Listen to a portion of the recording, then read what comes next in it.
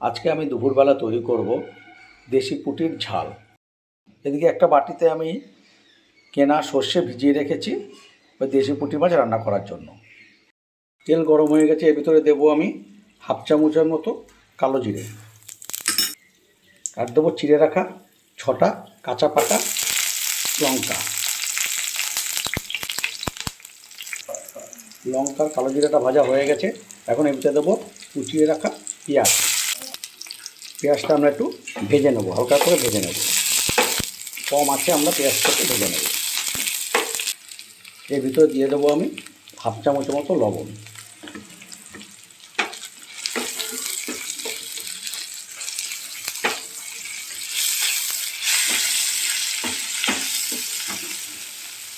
পেঁয়াজটার ভিতরে সুন্দর একটা কালার চলে আসছে, এখন আমি এর ভিতরে দিয়ে দেবো টমেটো কুচি।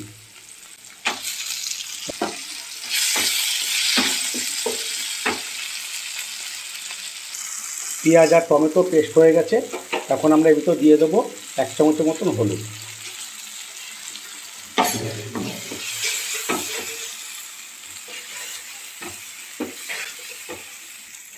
আমাদের মশলা কষানো কমপ্লিট, এখন আমরা এর ভিতর দিয়ে দেবো ধনে পাতা কেটে রেখেছিলাম কুচি করে, সেই ধনে পাতাটা আমরা একটু ধনে পাতাটাকে আমরা হালকা একটু ভেজে নেব। ধনে পাতাটা ভাজা হয়ে গেছে, এখন আমরা এর ভিতর দিয়ে দেবো ভিজিয়ে রাখা সরষা।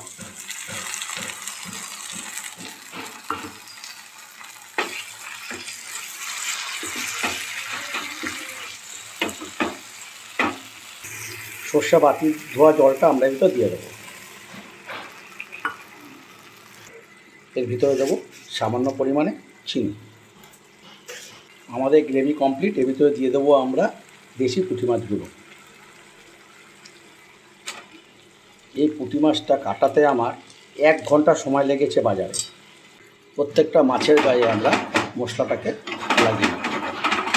তা পুঁটি মাছ বেশি নাড়াচাড়া করা যায় না, তাহলে পুঁটি মাছগুলো ভেঙে যাবে। আমরা একটু এর ভিতরে জল অ্যাড করেছি। আমি এবার কিছুক্ষণের জন্য ঢাকা দিয়ে দেবো। আমি ঢাকনাটা তুলে দেখব আমাদের মাছ কতটা সেদ্ধ হয়েছে।